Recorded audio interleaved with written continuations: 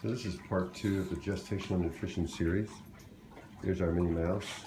She's eating away. I'm going to clear up a few things from the last video. First, when I spoke earlier, I spoke about feeding her and how much I fed her. And that feed level's twice a day. So she gets to eat twice a day typically. What we're finding out now, and this is common, as those babies grow more and more, they fill her belly up, and she doesn't have room for her meals. And so now we're going to 3 times a day, at least for the moment. We may change that back once we put her on even a more calorie dense food, which is the homemade dog food.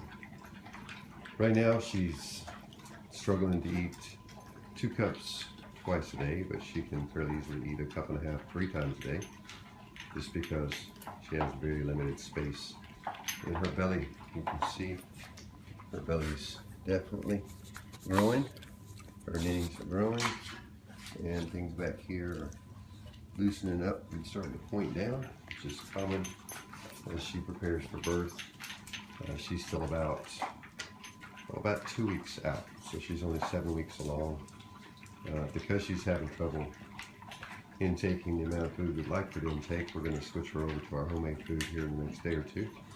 And just the calorie density is very high on that food, and so she can intake less and still maintain the necessary intake. One of the challenges is telling you how much to feed your nesting mama. That is a personal choice, and it's a judgment call you have to make. One thing that happens is as this belly grows, it becomes hard to tell exactly how much fat and how much baby.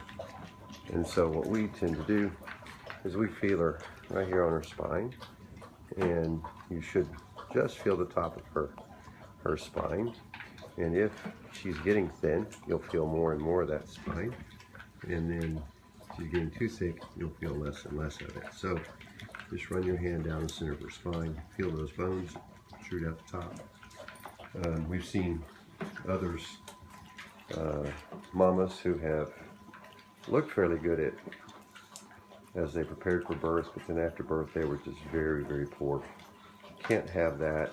Equally, you can't have her obese at birth, and so you've really got to use your best judgment and use your history with your dog to help determine what her intake level needs to be. Again, at this stage, it's all about calorie density. More food is good to a point, but when that belly gets full of babies, the amount of food she can intake gets reduced. So she is doing pretty well tonight. She ate her cup and a half of puppy food and a few chunks of moist food. This morning she had 2 cups of puppy food and she couldn't finish it all. So we're going to go, for the time being, at least 3 times a day at a cup and a half each, and then we'll put her on homemade dog food here pretty soon. Girl's getting ready to go. She is not far from it.